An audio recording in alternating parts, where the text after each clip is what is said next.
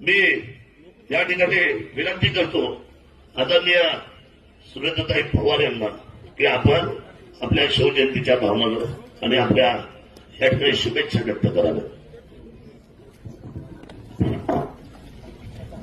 मला फक्त एक घोषणा द्यायची आहे. मी कधी माईक घेत नाही, कारण आपल्याला सवय आहे की ज्या ठिकाणी बोलायची संधी आहे या सगळ्या गोष्टी मंत्रालय साहेबांच्या कॅबिनमध्ये बसून सगळ्या असणाऱ्या मंत्रिमंडळांसमोर आपण मांडू शकतो.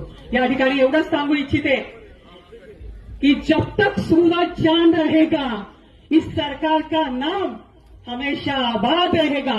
और आबाद देते हुए असं काम होणार की शेतकऱ्यांचा प्रत्येक प्रश्न, महिलांचा प्रत्येक प्रश्न, असणाऱ्या दीनदुबळ्यांचा प्रश्न सोडवण्याची ताकद आणि करून दाखवण्यासाठीचे पावलं उचलली जातात. त्याबद्दल सलाम करते सगळ्या आलेल्या मंत्रिमंडळाला. नावं घेण्यात वेळ घालवत नाही, पण निश्चित अपेक्षा आहे आणि अपेक्षा पूर्ण होताना पाहतोय.